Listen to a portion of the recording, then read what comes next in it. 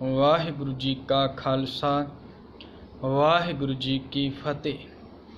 गुरु प्यारे गुरु सवारे सतसंगी जनों, सतगुर दी रहमत दे नाल चल रही लड़ीवार विचार दे अंदर कल रोज़ आपां सतगुरु नानक देव जी महाराज दे जीवन दे अंदर जो गोरख मता नाम सी पहला नगर दा, जोगियां दे नाल सतगुर दी विचार चर्चा हुंदी है ते ऐसी विचार चर्चा हुंदी है जोगियां नूं अपने सारे दावे झूठे पेश हुंदे लगदे ने।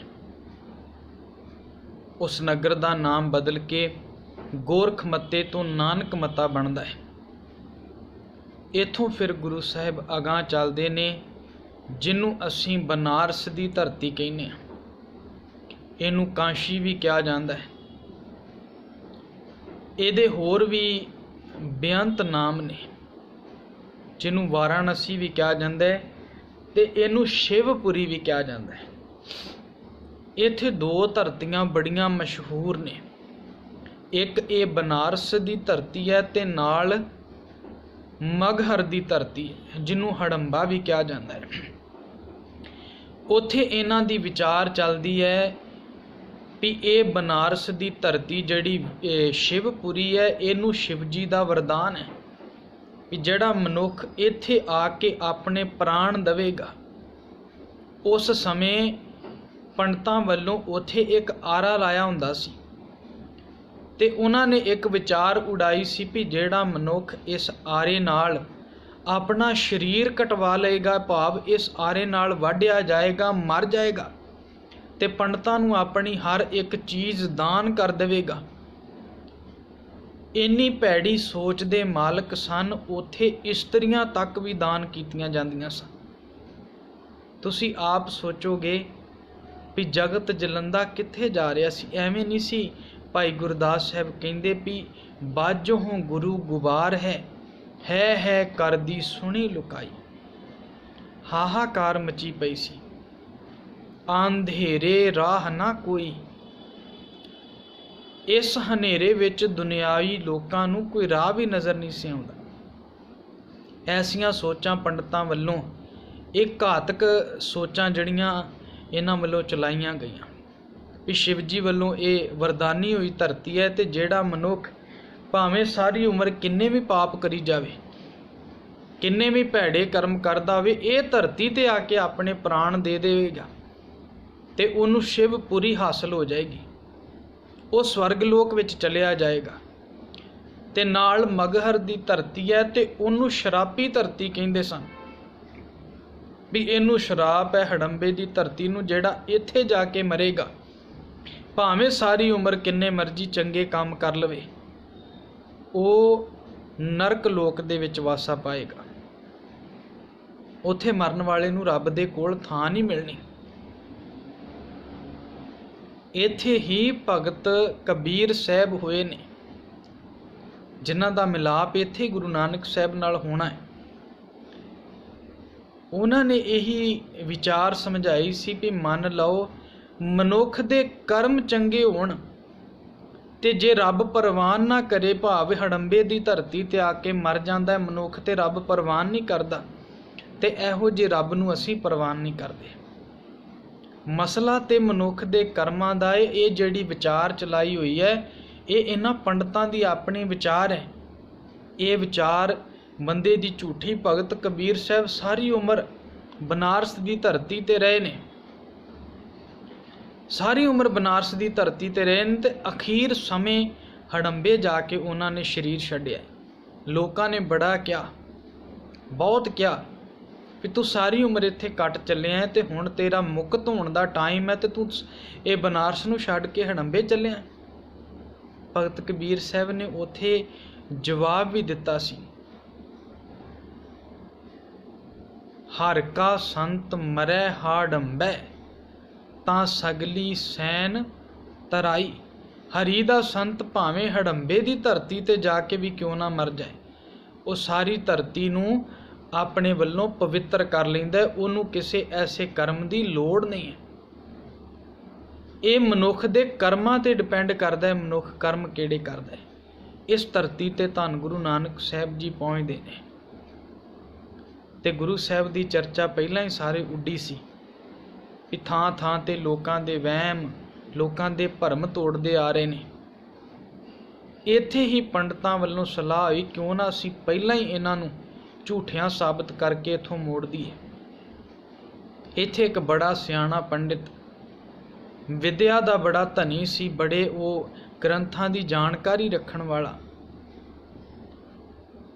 ਹਿੰਦੂ ਧਰਮਾਂ ਦੀ ਬੜੀ ਜਾਣਕਾਰੀ ਰੱਖਣ ਵਾਲਾ ਉਹ ਪੰਡਿਤ ਗੁਰੂ ਸਾਹਿਬ ਨਾਲ ਚਰਚਾ ਕਰਨ ਆਇਆ। ਉਹਦਾ ਨਾਮ ਸੀ ਪੰਡਿਤ ਚਤਰਦਾਸ। ਪੰਡਿਤ ਚਤਰਦਾਸ ਇਹ ਇਉਂ ਕਹਿ ਲਈਏ ਵੀ ਦੂਜੇ ਪੰਡਤਾਂ ਦੇ ਵਿੱਚੋਂ ਇੱਕ ਸਿਰਮੌਰ ਸੀ, ਉਹਨਾਂ ਦਾ ਆਗੂ ਆਪਾਂ ਕਹਿ ਸਕਦੇ ਹਾਂ। ਇਹ ਗੁਰੂ ਨਾਨਕ ਸਾਹਿਬ ਕੋਲ ਚਰਚਾ ਕਰਨ ਦੇ ਲਈ ਆਉਂਦਾ ਹੈ। ਚਰਚਾ ਕਰਨ ਲਈ ਜਦੋਂ ਆਉਂਦਾ ਹੈ ਤੇ ਗੁਰੂ ਸਾਹਿਬ ਨੂੰ ਕਹਿੰਦਾ ਵੀ ਤੁਸੀਂ ਆਪਣੇ ਆਪ ਨੂੰ ਧਰਮੀ ਅਖਵਾਉਂਦੇ ਹੋ ਤੇ ਦੁਨੀਆ ਨੂੰ ਕਹਿੰਦੇ ਹੋ ਧਰਮੀ ਬਣਨਾ ਸਭ ਤੋਂ ਉੱਤਮ ਹੈ, ਧਰਮ ਧਾਰਨ ਕਰੋਗੇ ਜੀਵਨ ਉੱਚਾ ਹੋਵੇਗਾ। ਪਰ ਧਰਮੀ ਮਨੁੱਖ ਦੀਆਂ ਕੁਝ ਨਿਸ਼ਾਨੀਆਂ ਹੋਇਆ ਕਰਦੀਆਂ ਨੇ। ਧਰਮੀ ਮਨੁੱਖ ਤੁਹਾਡੇ ਵਰਗਾ ਨਹੀਂ ਹੁੰਦਾ, ਤੁਸੀਂ ਤੇ ਗ੍ਰਸਤੀ ਬੰਦੇ ਲੱਗਦੇ ਹੋ। ਧਰਮੀ ਮਨੁੱਖ ਦੀਆਂ ਕੁਝ ਨਿਸ਼ਾਨੀਆਂ ਨੇ, ਜਿਵੇਂ ਅਸੀਂ ਸਾਲਗ੍ਰਾਮ ਸਾਡੇ ਕੋਲ ਹੈ, ਸਾਡੇ ਕੋਲ ਸਾਲਗ੍ਰਾਮ ਹੈ, ਸਾਡੇ ਕੋਲ ਤੁਲਸੀ ਹੈ, ਅਸੀਂ ਤੁਲਸੀ ਦੀ ਪੂਜਾ ਕਰਦੇ ਹਾਂ। ਸਾਡੇ ਕੋਲ ਮਾਲਾ ਹੈ। ਧਰਮ ਦੀਆਂ ਇਹ ਕੁਝ ਚੀਜ਼ਾਂ ਨੇ ਜਿਹੜੀਆਂ ਮਨੁੱਖ ਕੋਲ ਹੋਣ ਤੇ ਇਹ ਧਰਮੀ ਮੰਨਿਆ ਜਾਂਦਾ ਹੈ। ਇਹਨਾਂ ਚੀਜ਼ਾਂ ਤੋਂ ਬਿਨਾਂ ਬੰਦਾ ਧਰਮੀ ਨਹੀਂ ਮੰਨਿਆ ਜਾਂਦਾ। ਗੁਰੂ ਸਾਹਿਬ ਕਹਿੰਦੇ ਸਾਡੇ ਕੋਲ ਹੈ, ਸਭ ਕੁਝ ਹੈ। ਸਾਲਗ੍ਰਾਮ ਉਹ ਸੀ, ਇਹ ਉਸੇ ਨੇੜੇ ਨਗਰ ਦੇ ਗੰਡਕਾ ਨਦੀ ਦੇ ਵਿੱਚੋਂ ਬੜੇ ਗੋਲ ਗੋਲ ਪੱਥਰ ਨਿਕਲਦੇ ਹੁੰਦੇ ਸਨ, ਲੀਕਾਂ ਵਾਲੇ। ਉਸ ਨਗਰ ਦੇ ਨਾਮ ਤੇ ਇਹਨਾਂ ਪੱਥਰਾਂ ਦਾ ਨਾਮ ਵੀ ਸਾਲਗ੍ਰਾਮ ਪੈ ਗਿਆ। ਇੱਥੇ ਵਿਸ਼ਨੂੰ ਅਤੇ ਤੁਲਸੀ ਦੋਨਾਂ ਦੀ ਇਕੱਠੀ ਪੂਜਾ ਕੀਤੀ ਜਾਂਦੀ ਸੀ। ਗੁਰੂ ਸਾਹਿਬ ਨੂੰ ਜਦੋਂ ਉਹਨੇ ਗੱਲ ਕਿ ਗੁਰੂ ਸਾਹਿਬ ਕਹਿੰਦੇ ਮੇਰੇ ਕੋਲ ਸਾਲਗ੍ਰਾਮ ਵੀ ਹੈ, ਮੇਰੇ ਕੋਲ ਤੁਲਸੀ ਸਭ ਕੁਝ ਹੈ, ਪਰ ਤੇਰੇ ਵਾਲਾ ਨਹੀਂ। ਜਿਵੇਂ ਗੁਰੂ ਨਾਨਕ ਸਾਹਿਬ ਨੇ ਪਹਿਲਾਂ ਜਨੇਊ ਦੀ ਪਰਿਭਾਸ਼ਾ ਬਦਲੀ ਸੀ, ਇੱਥੇ ਗੁਰੂ ਸਾਹਿਬ ਉਹਦੀ ਪਰਿਭਾਸ਼ਾ ਬਦਲਦੇ ਨੇ। ਇਹ ਬਸੰਤ ਰਾਗ ਦੇ ਅੰਦਰ ਅਸੀਂ ਸ਼ਬਦ ਪੜ੍ਹਦੇ ਹਾਂ, ਮਹਿਲਾ ਪਹਿਲਾ ਬਸੰਤ ਹਿੰਡੋਲ ਘਰ ਦੂਜਾ, ਇੱਕ ਓੰਕਾਰ ਸਤਿਗੁਰ ਪ੍ਰਸਾਦ। ਸਤਿਗੁਰ ਸ਼ੁਰੂਆਤ ਕਰਦੇ ਨੇ, ਪੰਡਿਤ ਜੀ ਜਿਹੜੀਆਂ ਚੀਜ਼ਾਂ ਸਾਡੇ ਕੋਲ ਹੈ ਉਹ ਤੁਹਾਡੇ ਕੋਲ ਨਹੀਂ ਹੈ। ਸੁਣੋ ਮੇਰੇ ਕੋਲ ਕੀ ਕੀ ਹੈ। ਸਾਲ ਗ੍ਰਾਮ ਬਿਪ ਪੂਜ ਮਨਾਵੋ, ਸੋਕ੍ਰਿਤ ਤੁਲਸੀ ਮਾਲਾ, ਰਾਮ ਨਾਮ ਜਪ ਬੇੜਾ ਬੰਧੋ, ਦਇਆ ਕਰੋ ਦਇਆਲਾ। ਸਾਲਗ੍ਰਾਮ ਮੇਰੇ ਕੋਲ ਤੁਹਾਡੇ ਵਾਲਾ ਪੱਥਰ ਨਹੀਂ ਹੈ। ਅਸੀਂ ਪੱਥਰ ਦੀ ਪੂਜਾ ਨਹੀਂ ਕਰਦੇ, ਅਸੀਂ ਉਸ ਰੱਬ ਦੀ ਪੂਜਾ ਕਰਦੇ ਹਾਂ ਜਿਨਨੇ ਸਾਨੂੰ ਬੇਅੰਤ ਦਾਤਾਂ ਦਿੱਤੀਆਂ ਨੇ। ਸਾਲਗ੍ਰਾਮ ਬਿਪ ਪੂਜ ਮਨਾਵੋ, ਅਸੀਂ ਉਹਨੂੰ ਮਨਾਉਂਦੇ ਹਾਂ ਜਿਹੜਾ ਦਇਆਲ ਹੈ, ਜਿਹੜਾ ਭਗਵਾਨ ਹੈ ਸਭ ਦਾ, ਜਿਹਨੂੰ ਸਤਿਗੁਰ ਕਹਿੰਦੇ ਆਪੀ ਨੇ ਆਪ ਸਾਜਿਓ, ਆਪੀ ਨੇ ਰਚਿਓ ਨਾਉ, ਜਿਹਨੇ ਆਪਣਾ ਆਪ ਬਣਾਇਆ, ਦੂਈ ਕੁਦਰਤ ਸਾਜੀਐ ਕਰ ਆਸਣ ਡਿਠੋ ਚਾਓ। ਜਿਹਨੇ ਸੰਸਾਰ ਦੀ ਘਾੜਤ ਘੜੀ ਅਤੇ ਉਹਦੇ ਤੋਂ ਬਾਅਦ ਆਪਣੀ ਘਾੜਤ ਘੜ ਕੇ ਉਹਦੇ ਤੋਂ ਬਾਅਦ ਸੰਸਾਰ ਦੀ ਘਾੜਤ ਘੜੀ, ਅਸੀਂ ਉਹਨੂੰ ਪੂਜਦੇ ਹਾਂ। ਤੁਲਸੀ ਦੀ ਮਾਲਾ ਸਾਡੇ ਕੋਲ ਕਿਹੜੀ ਹੈ? ਸੋ ਕ੍ਰਿਤ। ਕ੍ਰਿਤ ਦਾ ਭਾਵ ਹੁੰਦਾ ਹੈ ਕੰਮ ਕਰਨਾ। ਸੁਕ੍ਰਿਤ ਤੇ ਦੁਕ੍ਰਿਤ ਦੋ ਸ਼ਬਦ ਨੇ। ਦੁਕ੍ਰਿਤ ਦਾ ਭਾਵ ਹੈ ਮਾੜੇ ਕੰਮ ਤੇ ਸੁਕ੍ਰਿਤ ਦਾ ਭਾਵ ਹੈ ਚੰਗੇ ਕਰਮ। ਸਾਡੇ ਚੰਗੇ ਕਰਮ, ਸਾਡੀ ਚੰਗੀ ਕਿਰਤ, ਇਹ ਸਾਡੇ ਵਾਸਤੇ ਤੁਲਸੀ ਦੀ ਮਾਲਾ ਹੈ। ਅੱਜ ਸਾਡੇ ਵਿੱਚ ਵੀ ਸਾਨੂੰ ਗਿਣਤੀਆਂ ਮਿਣਤੀਆਂ ਦੇ ਚੱਕਰਾਂ ਵਿੱਚ ਐਸਾ ਪਾਇਆ ਗਿਆ, ਸਿੱਖ ਆਪਣਾ ਸ਼ਬਦ ਦੇ ਨਾਲੋਂ ਨਾਤਾ ਹੀ ਭੁੱਲ ਬੈਠਾ ਹੈ। ਜਿੰਨਾ ਟਾਈਮ ਇਹ ਗਿਣਤੀ ਯਾਦ ਰੱਖਣ ਵੱਲ ਲਾਉਂਦਾ ਹੈ, ਜੇ ਉਹਨਾਂ ਕਿਤੇ ਸ਼ਬਦ ਨੂੰ ਸਮਝਣ ਵੱਲ ਲਾ ਦੇ ਤੇ ਮੈਂ ਸੋਚਦਾ ਉਹਦਾ ਜੀਵਨ ਬਦਲ ਸਕਦਾ ਹੈ। ਜੇ ਗਿਣਤੀਆਂ ਮਿਣਤੀਆਂ ਦੀ ਗੱਲ ਹੁੰਦੀ ਤੇ ਗੁਰੂ ਸਾਹਿਬ ਕਹਿੰਦੇ ਕਬੀਰ ਜਪਨੀ ਕਾਠ ਕੀ। ਜਪਨੀ ਦਾ ਭਾਵ ਹੈ ਮਾਲਾ। ਕਬੀਰ ਜਪਨੀ ਕਾਠ ਕੀ ਕਿਆ ਦਿਖਲਾਵੇਂ ਲੋਏ। ਲੋਏ ਦਾ ਭਾਵ ਹੈ ਲੋਕਾਂ ਨੂੰ। ਲੱਕੜ ਦੀ ਮਾਲਾ ਪਕੜੀ ਹੈ ਤੇ ਲੋਕਾਂ ਨੂੰ ਕੀ ਦਿਖਾ ਰਿਹਾ?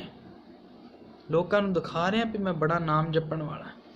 ਜੋ ਕੁਝ ਅੱਜ ਸਾਡੇ ਵਿੱਚ ਹੋ ਰਿਹਾ ਹੈ, 4 ਬੰਦਿਆਂ ਵਿੱਚ ਬੰਦਾ ਮਾਲਾ ਕੱਢ ਕੇ ਫੇਰਨੀ ਸ਼ੁਰੂ ਕਰ ਦਿੰਦਾ ਹੈ, ਦੱਸਦਾ ਹੈ ਮੈਂ ਬੜਾ ਰੱਬ ਨਾਲ ਜੁੜਿਆ ਹੋਇਆ। ਕਬੀਰ ਜਪਨੀ ਕਾਠ ਕੀ ਕਿਆ ਦਿਖਲਾਵੇਂ ਲੋਏ। ਹਿਰਦੈ ਰਾਮ ਨਾ ਚੇਤਈ ਇਹ ਜਪਨੀ ਕਿਆ ਹੋਏ। ਹਿਰਦੇ ਦੇ ਵਿੱਚ ਰੱਬ ਚਾਹੀਦਾ ਸੀ, ਉਹ ਤੂੰ ਯਾਦ ਨਹੀਂ ਕਰਦਾ ਤੇ ਇਹ ਜਪਣੀ ਨਾਲ ਤੈਨੂੰ ਮਿਲੇਗਾ ਕੀ। ਗੁਰੂ ਸਾਹਿਬ ਕਹਿੰਦੇ ਸਾਡੇ ਚੰਗੇ ਕਰਮ ਦਾ ਭਾਵ ਹੁੰਦਾ ਹਰ ਵੇਲੇ ਰੱਬ ਮਨੁੱਖ ਨੂੰ ਯਾਦ ਹੋਵੇ। ਮਾਲਾ ਵੀ ਤੇ ਅਸੀਂ ਤਾਂ ਹੀ ਫਿਰਦੇ ਹਾਂ, ਸਿਮਰਨ ਕਰਨਾ। ਸਿਮਰਨ ਦਾ ਭਾਵ ਹੈ ਯਾਦ। ਤੈਨੂੰ 24 ਘੰਟੇ ਰੱਬ ਵਿਸਰੇ ਹੀ ਨਾ, ਇਹ ਤੇਰੀ ਮਾਲਾ ਹੋਣੀ ਚਾਹੀਦੀ ਹੈ। ਮਾਂ ਪਿਓ ਨਾਲ ਕਦੋਂ ਬੋਲਣ ਲੱਗਾ ਕਿਵੇਂ ਦੀ ਭਾਸ਼ਾ ਵਰਤਣੀ ਹੈ, ਰੱਬ ਚੇਤੇ ਹੋਵੇ। ਆਂਢ ਗੁਆਂਢ ਨਾਲ ਕਿਵੇਂ ਵਿਚਰਨਾ ਹੈ, ਰੱਬ ਚੇਤੇ ਹੋਵੇ। ਦੁਕਾਨਦਾਰੀ ਕਿਵੇਂ ਕਰਨੀ ਹੈ, ਰੱਬ ਚੇਤੇ ਹੋਵੇ। ਮਾਨਵਤਾ ਨਾਲ ਕਿਵੇਂ ਰਹਿਣਾ ਹੈ, ਰੱਬ ਚੇਤੇ ਹੋਵੇ। ਸੋਕ੍ਰਿਤ ਤੁਲਸੀ ਮਾਲਾ ਰਾਮ ਨਾਮ ਜਪ ਬੇੜਾ ਬੰਧੋ। ਦਇਆ ਕਰੋ ਦਇਆਲਾ ਕਾਹੇ ਕਲਰਾ ਸਿੱਝੋ ਜਨਮ ਗਵਾਵੋ। ਕਲਰਾ ਦਾ ਭਾਵ ਉਹ ਧਰਤੀ ਜਿਹੜੀ ਧਰਤੀ ਵਿੱਚ ਫਸਲ ਨਹੀਂ ਹੋਣੀ। ਕਲਰ ਨੂੰ ਅਸੀਂ ਇਉਂ ਵੀ ਕਹਿ ਲਈਏ ਬੰਜਰ ਭੂਮੀ। ਕਲਰ ਹੁੰਦਾ ਹੈ ਪਾਣੀ ਦਿਓਗੇ ਮਿੱਟੀ ਚੀਕਣੀ ਹੋ ਜਾਂਦੀ ਹੈ, ਜਦੋਂ ਸੁੱਕਦੀ ਹੈ ਫਿਰ ਫਟ ਜਾਂਦੀ ਹੈ, ਉਹਦੇ ਵਿੱਚ ਬੀਜ ਪੈਦਾ ਨਹੀਂ ਹੁੰਦਾ। ਗੁਰੂ ਸਾਹਿਬ ਕਹਿੰਦੇ ਜਿਵੇਂ ਤੂੰ ਤੁਲਸੀ ਦੀ ਸਾਲਗ੍ਰਾਮ ਪੱਥਰਾਂ ਦੀ ਪੂਜਾ ਕਰਦਾ, ਇਹ ਇਸ ਤਰੀਕੇ ਨਾਲ ਹੈ ਤੂੰ ਉਸ ਧਰਤੀ ਦੇ ਵਿੱਚ ਬੀਜ ਪਾ ਰਿਹਾ ਜਿਹੜੀ ਧਰਤੀ ਦੇ ਵਿੱਚੋਂ ਫਸਲ ਤੈਨੂੰ ਪੈਦਾ ਹੀ ਨਹੀਂ ਹੋ ਕੇ ਮਿਲਣੀ। ਇਹਦੇ ਵਿੱਚੋਂ ਤੈਨੂੰ ਕੋਈ ਲਾਭ ਪ੍ਰਾਪਤ ਨਹੀਂ ਹੋਣਾ। ਕਾਹੇ ਕਲਰਾ ਸਿੰਚੋ ਜਨਮ ਗਵਾਵੋ। ਕਾਚੀ ਟਹਿਗ ਦੀਵਾਲ ਕਾਹੇ ਗੱਚ ਲਾਵੋ। ਦੂਸਰਾ ਕੰਮ ਉਦਾਹਰਣ ਦਿੰਦੇ ਨੇ ਜਿਵੇਂ ਮਿੱਟੀ ਦੀ ਮਨੁੱਖ ਕੰਧ ਬਣਾ ਲੈਂਦਾ, ਮਿੱਟੀ ਗਿੱਲੀ ਕਰ ਕਰਕੇ ਜੋੜ ਕੇ ਜਿਵੇਂ ਪੁਰਾਣੇ ਸਮੇਂ ਵਿੱਚ ਦੀਵਾਰਾਂ ਬਣਾਈਆਂ ਜਾਂਦੀਆਂ ਸਨ, ਤੇ ਸੋਚੇ ਵੀ ਮੈਂ ਇਸ ਮਿੱਟੀ ਦੀ ਕੰਧ ਦੇ ਉੱਪਰ ਪਲਸਤਰ ਕਰ ਦੇਵਾਂ ਚੂਨੇ ਦਾ। ਮਿੱਟੀ ਦੀ ਕੰਧ ਤੇ ਚੂਨੇ ਦਾ ਪਲਸਤਰ ਕਦੀ ਨਹੀਂ ਟਿਕਦਾ। ਪੱਥਰ ਦੀ ਪੂਜਾ ਕਰਨੀ, ਮਾਲਾ ਫੇਰਨੀ, ਇਹ ਇਸ ਤਰੀਕੇ ਦੇ ਨਾਲ ਹੈ ਜਿਵੇਂ ਮਨੁੱਖ ਬੰਜਰ ਭੂਮੀ ਵਿੱਚ ਫਸਲ ਲੈਣੀ ਚਾਹੁੰਦਾ ਹੋਵੇ, ਜਿਵੇਂ ਮਨੁੱਖ ਮਿੱਟੀ ਦੀ ਕੰਧ ਤੇ ਪਲਸਤਰ ਕਰਨਾ ਚਾਹੁੰਦਾ ਹੋਵੇ। ਦੋਵੇਂ ਕੰਮ ਨਹੀਂ ਹੋਣੇ। ਗੁਰੂ ਸਾਹਿਬ ਕਹਿੰਦੇ ਇਸ ਤਰੀਕੇ ਨਾਲ ਇਹਨਾਂ ਦਾ ਕੋਈ ਫਾਇਦਾ ਨਹੀਂ ਹੈ। ਹੁਣ ਤੈਨੂੰ ਮੈਂ ਦੱਸਦਾ ਤੂੰ ਕਰਨਾ ਕੀ ਹੈ। ਕਰ ਹਰਹਟ ਮਾਲ ਟਿੰਡ ਪਰੋਵੋ ਤਿਸ ਭੀਤਰ ਮਨ ਜੋਵੋ। ਹਰਟ ਇਹ ਸਮਝਣ ਉਹਨਾਂ ਨੂੰ ਪੈਣਗੀ ਜਿਨ੍ਹਾਂ ਨੇ ਖੂਹ ਵੇਖੇ ਹੋਣਗੇ। ਪੁਰਾਣੇ ਸਮੇਂ ਵਿੱਚ ਫਸਲਾਂ ਨੂੰ ਪਾਣੀ ਦੇਣ ਦੇ ਲਈ ਖੂਹ ਦੇ ਵਿੱਚੋਂ ਟਿੰਡਾਂ ਹੁੰਦੀਆਂ, ਉਸ ਟਾਈਮ ਗੋਲ ਚੱਕਰ ਬਣਿਆ ਹੋਣਾ, ਉਹਦੇ ਨਾਲ ਪੀਪੇ ਬੰਨੇ ਹੁੰਦੇ ਸਨ। ਉਹ ਗੋਲ ਚੱਕਰ ਬਲਦਾਂ ਦੇ ਨਾਲ ਘੁਮਾਇਆ ਜਾਂਦਾ ਸੀ। ਬਲਦ ਘੁੰਮਦੇ ਸਨ ਤੇ ਉਹ ਗੋਲ ਚੱਕਰ ਕੀ ਕਰਦਾ ਸੀ, ਪੀਪੇ ਇਉਂ ਜਾ ਕੇ ਖੂਹ ਦੇ ਵਿੱਚ ਪੈਂਦੇ ਸਨ। ਖੂਹ ਦੇ ਵਿੱਚੋਂ ਪੀਪੇ ਪਾਣੀ ਦੇ ਭਰ ਕੇ ਥੋੜ੍ਹੀ ਦੂਰੀ ਤੇ ਪੀਪੇ ਬੰਨੇ ਹੁੰਦੇ ਸਨ, ਉਹ ਪਾਣੀ ਦੇ ਭਰ ਕੇ ਬਾਹਰ ਪਾਣੀ ਡੋਲੀ ਜਾਂਦੇ ਸਨ। ਗੁਰੂ ਸਾਹਿਬ ਕਹਿੰਦੇ ਕਰ ਹਰ ਹਟ ਮਾਲ ਟਿੰਡ ਪਰੋਵੋ। ਆਪਣੇ ਚੰਗੇ ਕਰਮਾਂ ਨੂੰ ਟਿੰਡ ਦੀ ਤਰ੍ਹਾਂ ਹਰਟ ਦੇ ਉੱਤੇ ਪਰੋ। ਤਿਸ ਭੀਤਰ ਮਨ ਜੋਵੋ। ਮਨ ਨੂੰ ਇਹਦੇ ਵਿੱਚ ਜੋ, ਰੱਬ ਦੇ ਵਿੱਚ ਮਨ ਨੂੰ ਜੋ, ਚੰਗੇ ਕਰਮਾਂ ਦੇ ਵਿੱਚ ਮਨ ਨੂੰ ਜੋ ਦੇ। ਮਨ ਤੇਰਾ ਚੁੱਭੀ ਲਾਵੇਗਾ, ਕੁਝ ਨਾ ਕੁਝ ਚੰਗਾ ਕਰਮ ਭਰ ਕੇ ਬਾਹਰ ਲੈ ਕੇ ਆਵੇਗਾ। ਕਰ ਹਰਟ ਮਾਲ ਟਿੰਡ ਪਰੋਵੋ ਤਿਸ ਭੀਤਰ ਮਨ ਜੋਵੋ। ਕਰਨਾ ਕੀ ਹੈ? ਅੰਮ੍ਰਿਤ ਸਿੰਚੋ ਭਰੋ ਕਿਆਰੇ। ਹਰਟ ਦੇ ਨਾਲ ਪਾਣੀ ਕੱਢ ਕੇ ਮਨੁੱਖ ਆਪਣੀ ਫਸਲ ਭਰਦਾ ਸੀ। ਤੂੰ ਕੀ ਕਰ? ਅੰਮ੍ਰਿਤ ਸਿੰਚ। ਰੱਬ ਦੇ ਨਾਮ ਦਾ ਅੰਮ੍ਰਿਤ ਸਿੰਚਣਾ ਕਿੱਥੇ? ਇਹਨਾਂ ਅੱਖਾਂ ਨੂੰ ਭਰ, ਇਹਨਾਂ ਕੰਨਾਂ ਨੂੰ ਭਰ। ਕੰਨ ਭੈੜਾ ਸੁਣਨਾ ਬੰਦ ਕਰ ਦੇਣ, ਚੁਗਲੀ ਨਿੰਦਿਆ ਸੁਣਨੀ ਬੰਦ ਕਰ ਦੇਣ, ਅੱਖਾਂ ਭੈੜਾ ਦੇਖਣਾ ਬੰਦ ਕਰ ਦੇਣ। ਅੰਮ੍ਰਿਤ ਸਿੰਚੋ ਭਰੋ ਕਿਆਰੇ, ਇਹ ਕਿਆਰੇ ਇਹ ਜ਼ਮੀਨਾਂ ਨੂੰ ਭਰ ਲੈ, ਤਉ ਮਾਲੀ ਘਿਓਵੋ। ਫਿਰ ਕੀ ਕਹਿੰਦੇ, ਕਾਮ ਕ੍ਰੋਧ ਤੁਹੇ ਕਰੋ ਬਸੋਲੇ। ਬਸੋਲੇ ਹੁੰਦੇ ਨੇ ਰੰਬੇ। ਜਿਵੇਂ ਅਸੀਂ ਫਸਲ ਦੇ ਵਿੱਚੋਂ ਗੰਦਗੀ ਕੱਢਣੀ ਹੋਵੇ ਉਹਨਾਂ ਨੂੰ ਪੁੱਟਣ ਦੇ ਲਈ, ਅਤੇ ਜਿਹੜੀ ਫਸਲ ਹੈ ਉਹਨਾਂ ਨੂੰ ਸਾਂਭਣ ਦੇ ਲਈ। ਜਿਵੇਂ ਅਸੀਂ ਗੁਰੂ ਨਾਨਕ ਸਾਹਿਬ ਦੀ ਸਾਖੀ ਪੜ੍ਹਦੇ ਹਾਂ, ਗੁਰੂ ਅੰਗਦ ਸਾਹਿਬ ਜਦੋਂ ਗਏ ਉਹ ਨਦੀਨ ਕੱਢ ਰਹੇ ਸਨ ਝੋਨੇ ਵਿੱਚੋਂ। ਭਾਵ ਝੋਨੇ ਵਿੱਚ ਕੁਝ ਇਹੋ ਜਿਹਾ ਵੀ ਉੱਗ ਆਉਂਦਾ ਸੀ ਜਿਹੜਾ ਸਾਡੇ ਕੰਮ ਦਾ ਨਹੀਂ ਹੁੰਦਾ, ਉਹਨੂੰ ਕੱਢਣਾ ਤੇ ਝੋਨੇ ਨੂੰ ਸੰਭਾਲਣਾ। ਕਾਮ ਦਾ ਭਾਵ ਹੈ ਪਿਆਰ, ਕ੍ਰੋਧ ਦਾ ਭਾਵ ਹੈ ਗੁੱਸਾ। ਗੁੱਸੇ ਦੇ ਨਾਲ ਆਪਣੇ ਭੈੜੇ ਕਰਮ ਵਿਕਾਰ ਬਾਹਰ ਕੱਢ ਦੇ, ਤੇ ਪਿਆਰ ਦੇ ਨਾਲ ਆਪਣੇ ਚੰਗੇ ਕਰਮ ਉਹਨਾਂ ਨੂੰ ਸੰਭਾਲੀ ਜਾ। ਜਿਵੇਂ ਕਿਸਾਨ ਕੀ ਕਰਦਾ, ਗੁੱਸੇ ਨਾਲ ਭੈੜੀਆਂ ਚੀਜ਼ਾਂ ਜਿਹੜੀਆਂ ਫਸਲ ਵਿੱਚ ਨਹੀਂ ਚਾਹੀਦੀਆਂ ਕੱਢ ਦਿੰਦਾ ਹੈ, ਤੇ ਜਿਹੜੀ ਫਸਲ ਉਹਨੇ ਬੀਜੀ ਉਹਨੂੰ ਪਿਆਰ ਦੇ ਨਾਲ ਸਾਂਭਦਾ ਹੈ। ਕਾਮ ਕ੍ਰੋਧ, ਪਿਆਰ ਅਤੇ ਗੁੱਸਾ ਦੋਵੇਂ ਬਸੋਲੇ ਬਣਾ, ਗੋਡ ਉਹ ਧਰਤੀ ਭਾਈ। ਇਹ ਸਰੀਰ ਰੂਪੀ ਧਰਤੀ ਨੂੰ ਗੋਡ। ਕਾਮ ਕ੍ਰੋਧ ਦੋਵੇਂ ਕਰੋ ਬਸੋਲੇ, ਗੋਡੋ ਧਰਤੀ ਭਾਈ। ਜਿਉਂ ਗੋਡੋ ਤਿਉਂ ਤੁਮ ਸੁਖ ਪਾਵੋ, ਕਿਰਤ ਨਾ ਮੇਟਿਆ ਜਾਈ। ਚੰਗੇ ਕਰਮ ਤੇਰੇ ਕੋਲ ਰਹਿ ਜਾਣਗੇ, ਮਾੜੇ ਕਰਮ ਤੂੰ ਪੁੱਟ ਕੇ ਬਾਹਰ ਕੱਢ ਦੇਗਾ, ਤੇ ਤਾਂ ਹੀ ਤੇ ਚੰਗਾ ਹੋਵੇਗਾ ਨਾ। ਪੰਡਿਤ ਚਤਰਦਾਸ ਗੁਰੂ ਸਾਹਿਬ ਦੇ ਅੱਗੇ ਹੱਥ ਜੋੜਦਾ ਹੈ ਕਿ ਸੱਚੀ ਮੁੱਚੀ ਦੁਨੀਆ ਐਵੇਂ ਨਹੀਂ ਤੁਹਾਡੇ ਅੱਗੇ ਝੁਕਦੀ। ਇਹੋ ਹੀ ਵਿਚਾਰ ਸਾਡੇ ਨਗਰ ਅੰਦਰ ਭਗਤ ਕਬੀਰ ਸਾਹਿਬ ਦੀ ਹੈ, ਇਹੋ ਹੀ ਵਿਚਾਰ ਭਗਤ ਰਵਿਦਾਸ ਜੀ ਦੀ ਹੈ, ਪਰ ਅਸੀਂ ਉਹਨਾਂ ਨੂੰ ਉਹ ਬਣਦਾ ਮਾਣ ਨਹੀਂ ਦਿੱਤਾ, ਕਿਉਂਕਿ ਸਾਨੂੰ ਹੰਕਾਰ ਸੀ। ਅਸੀਂ ਉੱਚੇ ਸੁੱਚੇ ਹਾਂ, ਇਹ ਨੀਵੀਆਂ ਜਾਤਾਂ ਨਾਲ ਸੰਬੰਧ ਰੱਖਦੇ ਨੇ। ਅਸੀਂ ਬੜੇ ਉੱਚੇ ਹਾਂ, ਇਹ ਨੀਵੇਂ। ਅਸੀਂ ਇਸ ਹੰਕਾਰ ਵਿੱਚ ਹੀ ਗਿਆਨ ਨਹੀਂ ਲਿਆ। ਗੁਰੂ ਨਾਨਕ ਸਾਹਿਬ ਕਹਿੰਦੇ ਮੈਂ ਤਾਂ ਹੀ ਤੇ ਇੱਧਰ ਆਇਆ, ਮੈਂ ਉਹਨਾਂ ਨੂੰ ਵੀ ਮਿਲਣਾ ਹੈ, ਤੇ ਜੋ ਸੱਚ ਦੇ ਬੋਲ ਉਹਨਾਂ ਨੇ ਦੁਨੀਆ ਦੇ ਲਈ ਇੱਥੇ ਕਹੇ ਨੇ, ਮੈਂ ਉਹਨਾਂ ਕੋਲੋਂ ਉਹੀ ਲੈਣ ਆਇਆ। ਵਿਦਵਾਨ ਲਿਖਦੇ ਨੇ ਇਸ ਵੇਲੇ ਗੁਰੂ ਨਾਨਕ ਸਾਹਿਬ ਦੀ ਉਮਰ ਕਰੀਬ 40 ਕੁ ਸਾਲ ਦੀ ਹੈ। ਇਸ ਵੇਲੇ ਭਗਤ ਕਬੀਰ ਸਾਹਿਬ, ਭਗਤ ਰਵਿਦਾਸ ਜੀ ਦੋਨੋਂ ਬਨਾਰਸ ਦੀ ਧਰਤੀ ਤੇ ਮੌਜੂਦ ਨੇ।